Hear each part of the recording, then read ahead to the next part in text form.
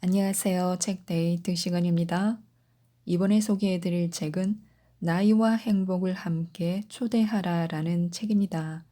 데이비드 니븐 지음, 이문경 옮김, 명진출판사에서 나온 책입니다. 이 책은 심리학자인 저자가 중년의 행복을 연구한 사례를 바탕으로 어떻게 하면 인생 후반을 당당하고 멋있게 살 수 있는가를 알려주는 책입니다. 인생 후반을 빛나게 해주는 21가지 희망 조언과 함께 그에 관한 재미있고 다양한 사례를 들려주고 있는데요. 이 조언들은 연구에 참여한 사람들의 생생한 경험담과 그에 대한 분석에서 나온 것입니다. 중년은 인생의 마무리를 시작하는 단계가 아니라 인생 코스를 새롭게 뛰기 위해 지나온 구간을 되돌아보며 균형이 깨진 부분이 있다면 고치고 다듬는 시기입니다.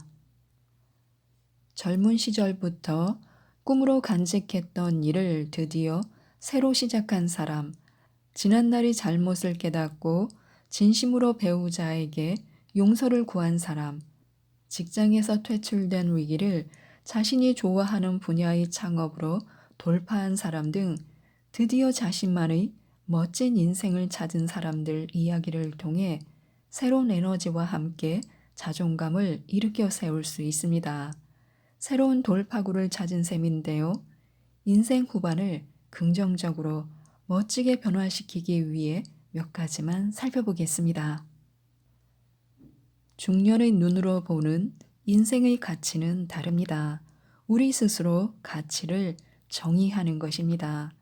인생을 전반부와 후반부로 나누었을 때 전반부의 가치는 부모, 학교, 사회를 통해 학습된 것이지만 후반부의 가치는 스스로 선택해야 합니다. 우리는 인생을 좀 살아본 사람들입니다.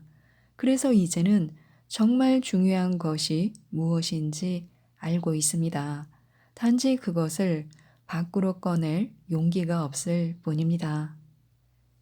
이제는 세상의 통념과 편견에서 벗어나 가장 소중하다고 생각하는 가치를 스스로 정의할 필요가 있습니다. 이를 가치의 재발견이라고 표현해도 좋습니다. 지금까지 살아오는 동안 우리는 삶의 의미가 저절로 찾아지지 않는다는 것을 경험했습니다. 그 삶의 의미 앞으로 우리를 정확히 데려다 주는 통로가 바로 가치입니다. 인생의 깨진 균형을 수리할 시간이 왔습니다. 지나온 날을 되돌아보면 누구든 후회되거나 아쉬운 순간이 있을 것입니다. 내 친구 클리브는 술만 마시면 이런 술주정을 늘어놓습니다. 그때 뉴욕이 아니라 보스턴을 선택했더라면 내 인생은 달라졌을 거야. 적어도 지금처럼 불행하지는 않겠지. 과연 그럴까요? 누구도 알 수 없는 일입니다. 하지만 클리브는 늘 그때의 선택이 인생의 방향을 뒤틀어 버렸다며 후회합니다. 그러나 이런 후회는 무의미하고 쓸모없는 잡념일 뿐입니다. 과거에 A가 아닌 B를 선택했다 해도 현재의 삶이 달라질 가능성은 거의 없습니다. 왜냐하면 인생은 선택의 연속이기 때문입니다. A와 B의 갈림길보다 이후 맞닥뜨린 수많은 선택에서 어떻게 행동했느냐가 오늘의 내 모습을 만든 것입니다. 사람은 사회적인 면, 가정적인 면, 자기 자신, 이 세 가지 영역 안에서 생존하고 활동합니다. 이 영역들이 선순환 구조를 이루면 행복과 안정을 느낄 수 있습니다. 예를 들어 사업이 잘 돼 돈을 많이 벌면 가정에 경제적 여유와 함께 심리적 안정이 생깁니다. 또한 사회적인 일에서의 성공은 자기 자신에게 만족감과 자신감이라는 정신적 선물을 안겨줍니다. 가정과 자신에게서 비롯한 좋은 영향은 다시 사회적인 영역에 좋은 영향을 줄 수 있습니다. 반대로 이런 균형이나 조화가 깨질 경우 문제가 발생합니다. 자신의 삶에서 균형과 조화가 어떤 식으로 깨져 있는지를 알고 싶다면 우선순위를 점검해 보면 됩니다. 딱 꼬집어 얘기하자면 자신이 돈과 시간을 어디에 어떤 식으로 가장 많이 썼는지 추적해 보라는 말입니다. 돈과 시간이란 자원은 한정되어 있기 때문에 중요하다고 생각되는 곳에 먼저 투자되기 마련입니다. 바로 그 우선순위를 정하는 기준이 자신의 가치관과 사고방식입니다. 사람들의 행동은 크게 세 가지로 나뉩니다. 첫째, 꼭 해야 할 일. 둘째, 절대로 해서는 안 되는 일.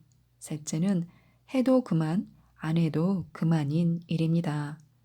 만약 우선순위가 꼭 해야 할 일로만 채워져 있다면 아마도 그는 매우 성실하고 올바르지만 건조한 부류의 인간일 것입니다.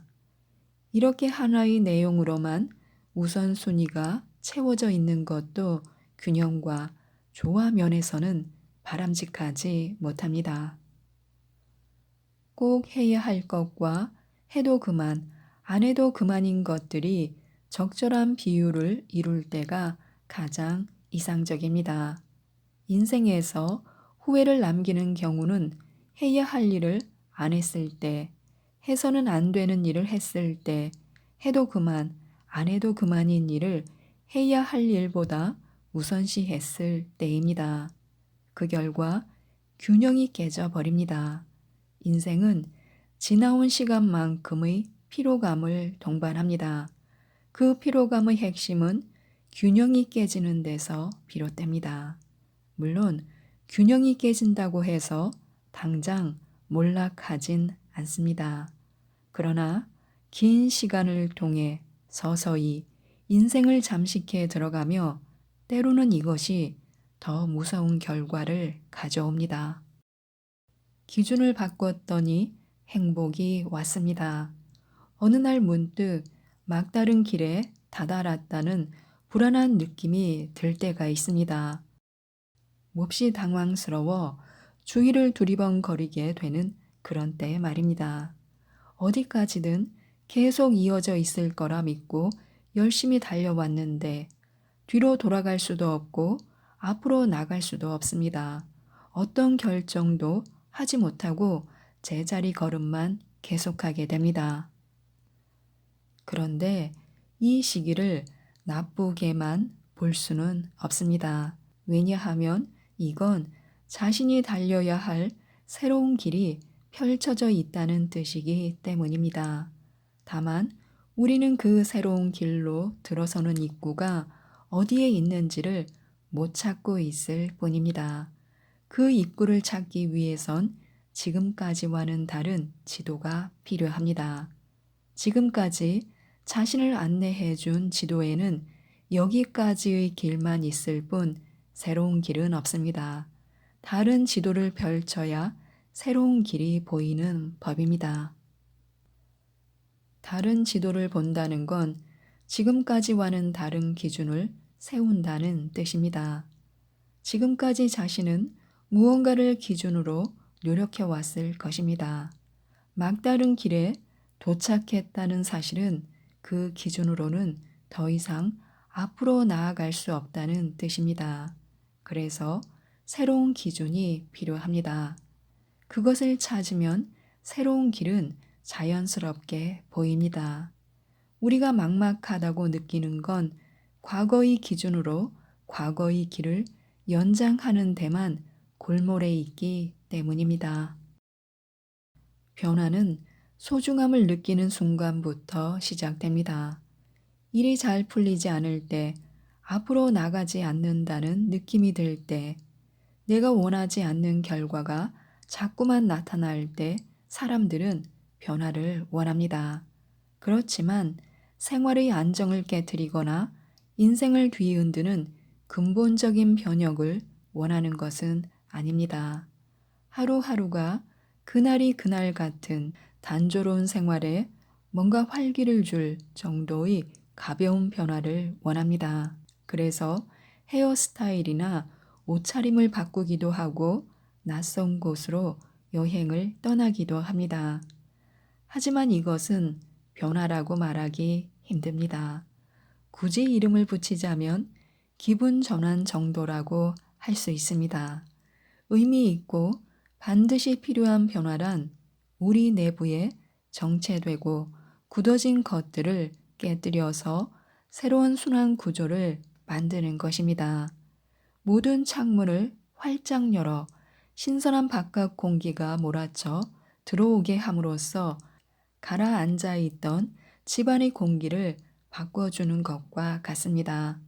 이런 변화는 40대, 50대에게 특히 필요합니다. 이 정도 나이가 되면 라이프 스타일이나 행동, 사고방식들이 일정한 패턴을 가지게 됩니다.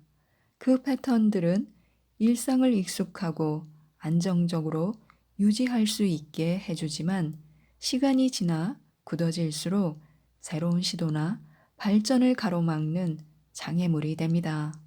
고인물은 썩게 마련이듯 변화 없는 인생은 뒷걸음질밖에 할 게 없습니다.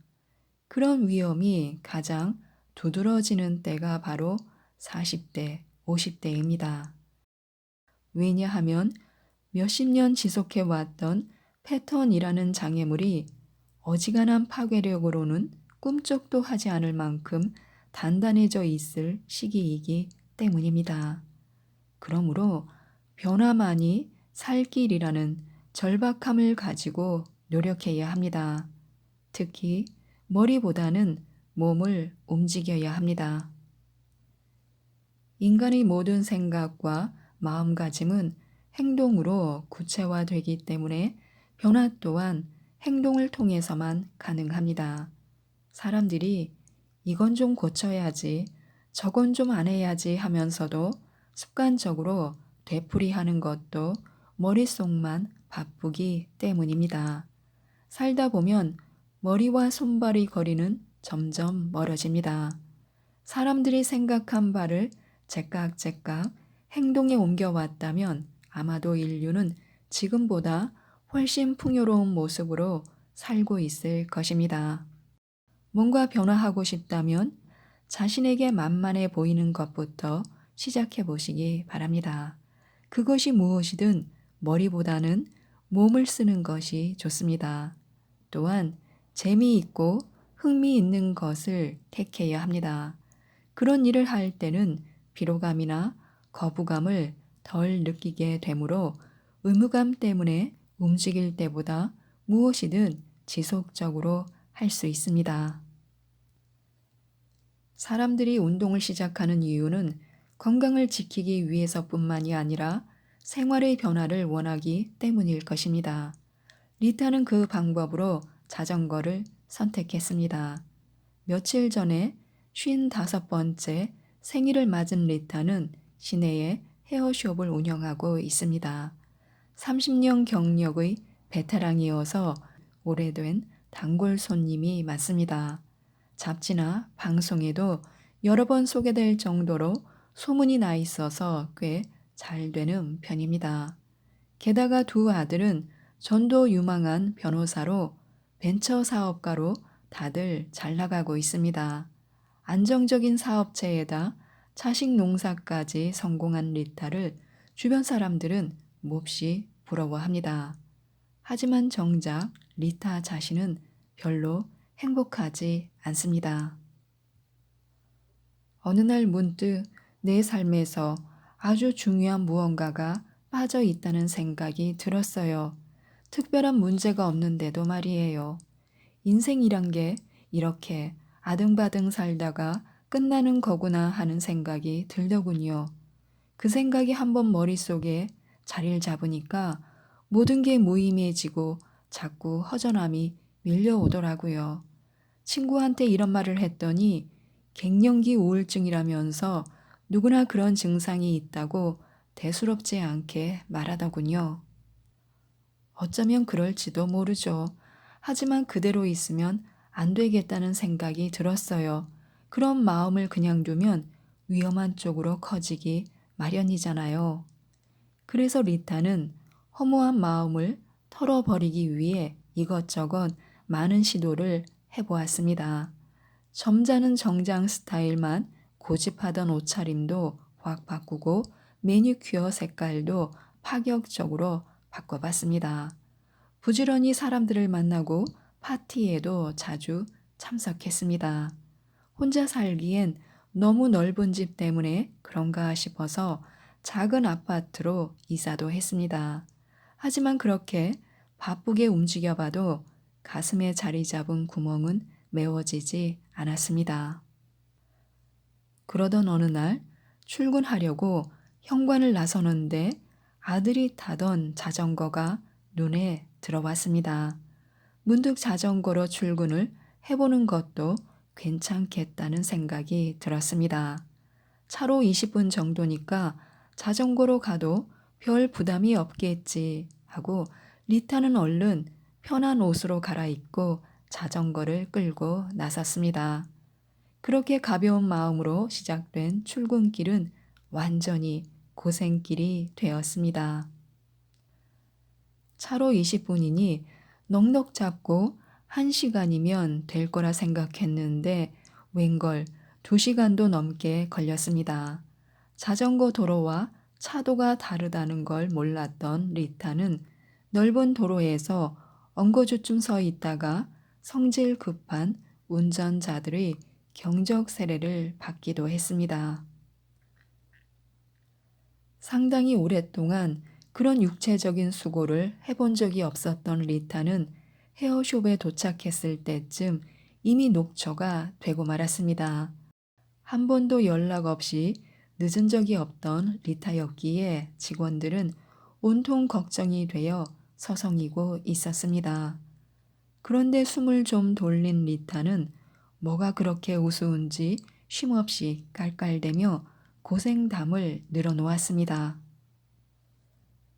페달을 1시간 정도 밟았더니 배가 고픈 거예요. 전 아침 식사를 안 하거든요. 배가 너무 고파서 먹을 걸 파는 곳을 막 찾아다녔죠. 자전거 도로와 산책로가 연결되어 있으니 핫도그나 샌드위치 같은 간식거리를 파는 매점이 있을 거라고 생각했어요. 길눈도 어두운데 겨우겨우 찾아갔죠. 그런데 글쎄 이른 시간이라 문 연 데가 하나도 없는 거예요. 닫혀있는 매점 문을 보면서 정말 울고 싶더라고요. 그런 실망감은 참 오랜만에 느껴본 것 같아요. 그래서 되짚어 시내로 방향을 잡았고 편의점이 보이자마자 들어가서 샌드위치를 사 먹었죠. 정신없이 샌드위치를 먹다 보니 내 꼴이 너무 웃긴 거예요. 허겁지겁 먹고 있는 모습이 다른 사람 눈에는 며칠 굶은 걸로 보이겠구나 싶기도 했죠. 멀쩡한 차를 놔두고 나는 왜 이 고생을 하고 있나 하는 생각도 들었어요. 근데 뭐랄까, 뭔가 신나는 모험을 하고 난 듯한 기분을 억누를 수가 없지 뭐예요. 남들에게는 시답잖게 들릴지 모르지만 나로서는 정말 오랜만에 맛본 유쾌함이었거든요.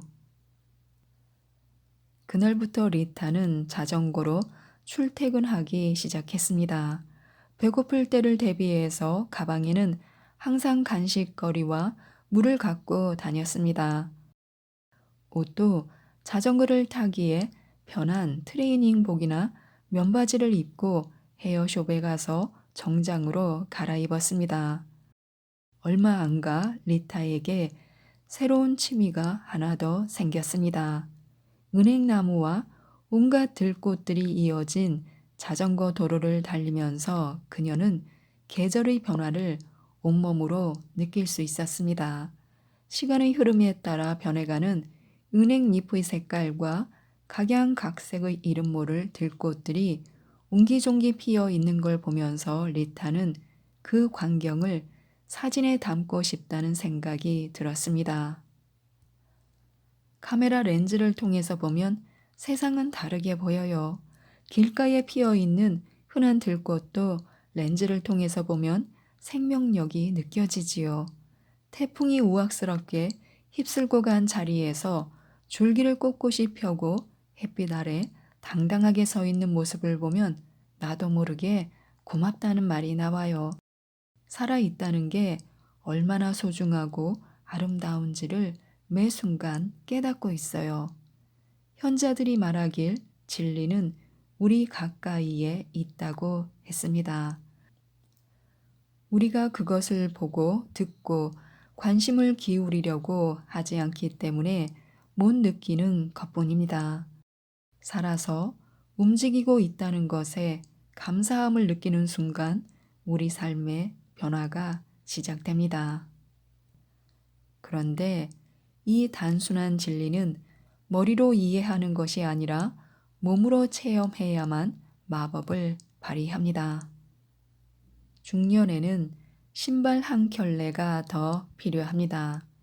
건강을 지키고 노화를 방지하려면 운동이 꼭 필요하다는 사실은 누구나 잘 알고 있습니다. 하지만 그건 머릿속 세계에서만 그럴 뿐입니다. 몸이 따라주지 않는 것입니다. 솔직히 말해 귀찮습니다. 아직은 게으름과 귀찮음을 이겨내고 운동을 해야 할 정도로 망가지진 않았다고 스스로를 안심시킵니다. 조금 피곤할 뿐이지 특별한 병이 있는 것도 아니니 언젠가 시간이 날 때 해도 괜찮을 거라고 생각합니다. 나이 먹으면 조금씩 늙어가는 게 자연의 순리라며 게으름을 합리화하기도 합니다. 아마 중년의 대부분이 이런 생각으로 운동 대신 각종 비타민제와 편안한 침대를 택할 것입니다.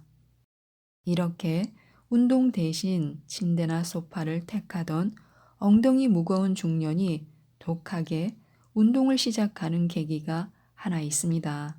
바로 건강에 적신호가 왔을 때입니다. 지금까지 내심 불안해하면서도 괜찮을 거라고 미뤄왔는데 이제 더는 미룰 수 없는 상황에 몰린 것입니다. 건강은 건강할 때 지키라고 했습니다. 막상 건강을 잃고 나면 후회 막심입니다. 그래서 부랴부랴 운동화 끈을 질끈 묶고 밖으로 나갑니다. 중년에게 운동은 차량 관리와 같은 것입니다. 관리를 안 해줘도 잘만 굴러간다고 안심하며 게으름을 피울 때가 아닙니다. 갑자기 멈춰버리기 전에 준비된 운동화를 신고 밖으로 나가야 합니다. 지금 당장 말입니다. 그래서 중년이 되면 한 켤레의 신발이 더 필요합니다. 중년의 완고함은 노화의 지름길입니다. 중년이 되기까지 우리는 저마다의 인생을 살아오면서 이런저런 일들을 경험해 왔습니다. 그리고 그 경험 속에서 얻은 교훈과 생각이 중년인 우리의 가치관과 사고에 큰 영향을 미칩니다. 여기서 중요한 것은 자신의 경험과 생각에 얼마나 객관성을 가질 수 있느냐입니다. 사람은 누구나 자신의 경험을 무엇보다 우선시하고 절대시하는 경향이 있습니다. 그래서 자신의 경험이 매우 특수한 경우거나 어떤 사안을 지나치게 주관적으로 받아들였을 가능성에 대해 성찰하는 것을 잊어버립니다. 이렇듯 오직 자신의 경험칙에서 얻은 것으로 판단하고 결론을 내리다 보면 자신도 모르는 사이에 완고함에 빠집니다. 게다가 현실에서는 좋은 경험보다는 안 좋은 경험이 더 깊은 인상을 남기기 때문에 부정적인 견해를 확립할 가능성이 높아집니다. 그런 과정을 통해 생긴 완고함은 중년에게 무시무시한 적이라 할 수 있습니다. 생각이 고정되어 간다는 것은 뇌가 더는 활발하게 움직이지 않는다는 뜻이고 이는 곧 노화를 촉진시키는 말과 같기 때문입니다. 생명체인 우리 몸은 모든 것이 끊임없이 흐르고 서로 통해야만 합니다. 젊다는 것은 몸이든 생각이든 그 흐름이 빠르고 유연하다는 뜻이고, 늙었다는 것은 몸이든 생각이든 그 흐름이 아주 느리거나 군데군데 막혀 있다는 뜻이기도 합니다. 뇌의 움직임과 몸의 흐름은 직접적인 관련이 있으므로 완고한 사람들이 빨리 늙습니다. 그래서 중년기에 접어들어 가장 경계해야 할 것 중 하나가 바로 이 완고함입니다. 중년의 생각은 꾸준히 덧칠되고 덮어쓰기가 진행된, 변형되고 재구성된 것들입니다. 그래서 중년의 나이쯤 되면 세상이 뭔지 나름대로 알게 되었다고 말할 수 있는 것입니다. 그런 까닭에 중년의 생각이 젊은 사람들보다 더 현명하고 신중한 부분이 많은 것은 사실입니다. 그러나 그렇다고 해도 자신의 생각이 다 옳다고 확신해서는 안 됩니다.